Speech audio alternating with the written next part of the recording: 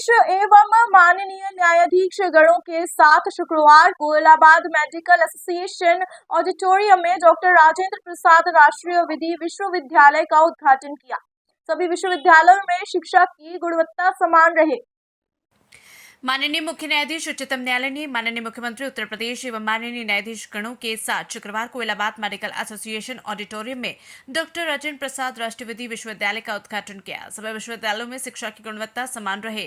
शिक्षा व्यवस्था का मुख्य उद्देश्य मानवीय भावनाओं को समझना और समर्थन करना और उन्हें संरक्षित करना है। माननीय मुख्य न्यायमूर्ति उच्चतम न्यायालय सुशासन की पहली शर्त rule of law Uttar Pradesh के सुशासन मॉडल को स्थापित करने में बार और बेंच का हमेशा सहयोग मिला।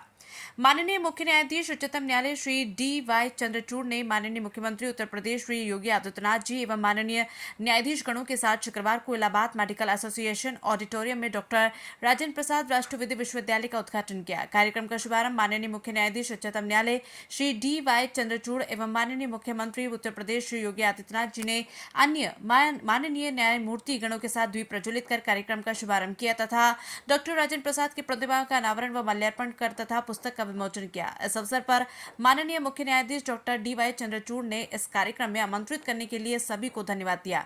उन्होंने कहा कि डॉक्टर राजेंद्र प्रसाद राष्ट्रीय विधि विश्वविद्यालय का शुभारंभ करना मेरे लिए बहुत सौभाग्य की बात है। इलाहाबाद में आप सबने मुझे अपनाया। डॉक्टर राजेंद्र प्रसाद भारत के प्रथम राष्ट्रपति थे। इसके अलावा न सिर्फ डॉक्टर राजेंद्र प्रसाद हमारे संविधान सभा के अध्यक्ष थे बल्कि एक बड़े सम्मानित वकील भी थे।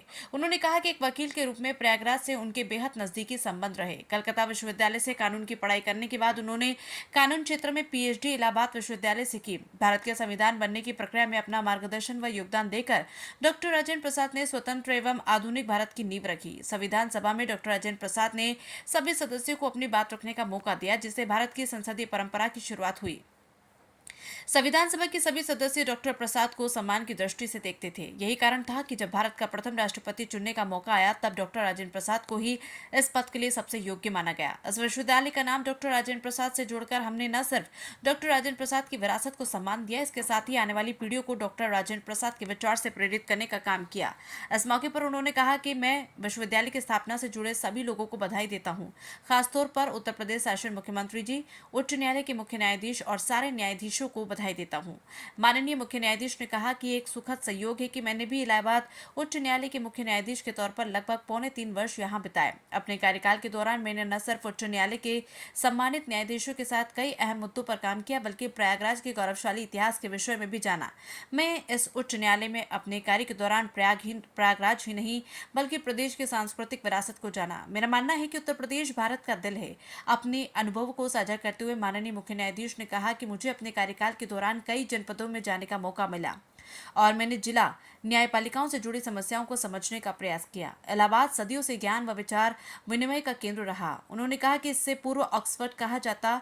उन्होंने कहा कि स्वतंत्रता आंदोलन के प्रमुख केंद्र के रूप में भी प्रयागराज उन अग्रणी शहरों में रहा जिसने आजादी के आंदोलन में हौसला प्रदान किया। महात्मा गांधी जी, सरदार वल्लभ भाई पटेल, आचार्य कृपलानी ने इस शहर को अपनी रणनीति का केंद्र बनाया। शहर का अल्फ्रेड पार्क शहीद चंद्रशेखर आजाद की शौर्य गाथा का जीवंत उदाहरण है।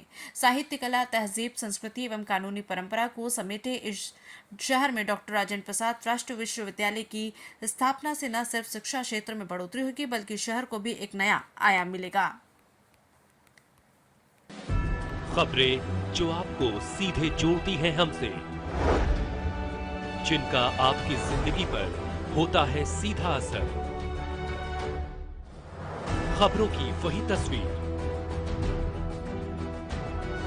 बिना बदले बिना डरे, जज्बा सच का लिए, सच दिखाते हैं।